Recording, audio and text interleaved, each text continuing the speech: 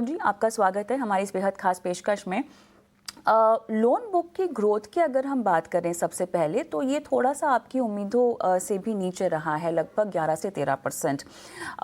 ये corporate advances growth जो कि 3% ईयर ऑन ईयर रहे हैं, क्या इसकी वजह से एक ड्रैग दर्ज हुआ है? आउटलुक इस लिहाज से क्या होगा? और ट्रेड अनसर्टिनिटी क्योंकि अभी भी बनी हुई है, क्या आपको लगता है कि कॉर्पोरेट ग्रोथ की अगर हम बात करें, इसमें आगे भी आने वाले समय में हमें नरमी दिखाई देगी? नहीं, कॉर्पोरेट में मेरा ग्रोथ पिछले फाइनेंशियल ईयर में 3% का रहा। इसका कारण था, हम लोगों ने जो हमारे लो यील्डिंग कॉर्पोरेट्स थे around 10 to 12,000, we have said that and that was a conscious call. And for the next financial year, अगले साल के लिए मुझे अच्छी उम्मीद दिख रही है कुछ सेक्टर में, जैसे renewable energy, electrical vehicle, smart metering, city gas distribution में मुझे अच्छी ट्रैक्शन दिख रही है, तो वहां पे डिमांड आएगा। और इसलिए हम लोगों ने कॉर्पोरेट में नेक्स्ट ईयर के लिए अराउंड 9 to 10% का ग्रोथ का टारगेट रखा है। एंड मुझे विश्वास है we will be able to achieve that. Vinod ji, deposit growth की बात करें, यहाँ पर थोड़ी सी चूक हुई है एस्टिमेट्स में, लगभग 7% के आसपास ही ग्रोथ हुई है। विद इन डिपॉजिट्स अगर हम देखें तो यहाँ पर टर्म डिपॉजिट्स लगभग 11% ईयर ऑन ईयर बढ़त दर्ज हुई है। ये एक बहुत बड़ा फैक्टर जो कि कंट्रीब्यूटिंग भी दिखाई दिया है। लेकिन क्या आपको लगता है कि आने वाले समय में भी ये लार्जली जो है टर्म डिपॉजिट से ही ड्रिवन होगा? क्या कहेंगे आप, जिस तरह से हम रेट कट सिनेरियो में अब आ चुके हैं? नहीं, डिपॉजिट ग्रोथ ये कॉन्शियस कॉल था कि we should not get high cost deposit. अगर आप देखें, मेरा बल्क डिपॉजिट जो 1.04 लाख करोड़ था, and we have maintained at 1.06 lakh, it was a conscious call.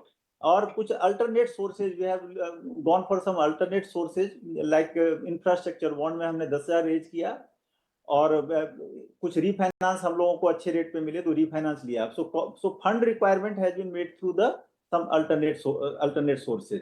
Kasa पे, यस ऑफ कोर्स, कासा पे थोड़ा प्रेशर रहेगा। Reason customer behaviour has changed and customer expectation has changed. People have many alternate sources, वहां पे उनके traction जा रहा है। फाइनेंशियल लिटरेसी भी लोगों की बढ़ी है, अवेयरनेस बढ़ी है, तो वहां पे कासा पे थोड़ा सा, इसलिए मेरा उम्मीद है कि कासा पे प्रेशर रहेगा।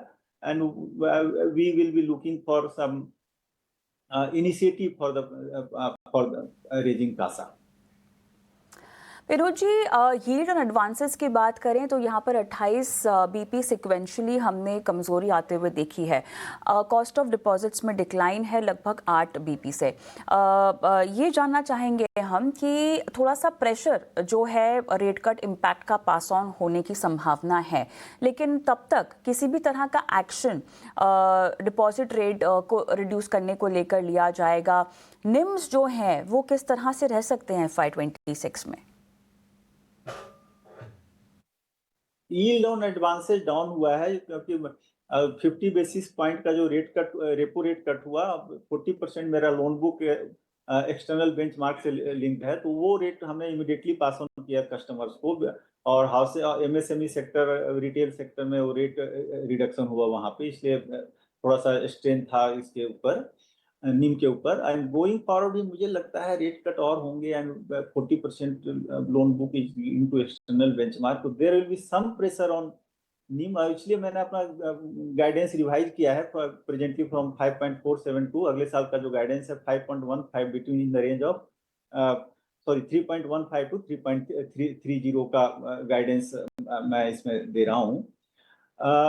रिगार्डिंग कॉस्ट ऑफ डिपॉजिट थोड़ा अभी एलिवेटेड है।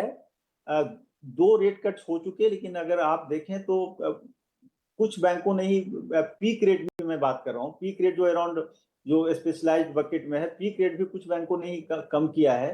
तो I am also looking for the opportune time, जब होगा opportune time, then we will also go for some, we will review our rate strategy. Right now we don't have immediate plan for rate cut on the deposit side. Credit cost की अगर हम बात करें तो ये guidance के अधीन ही रहा है। एक अपटिक क्वार्टर में देखा गया है, लेकिन दर्शकों के लिए ये बताइएगा कि जो पूरा फिनोमेना है इसके पीछे क्या वजह रही है, क्या क्रेडिट कॉस्ट और स्लिपेज रेशियो आने वाले समय में बैंक ने अपने लिए जो आंके हुए हैं क्या उसी स्तर पर रहेंगे?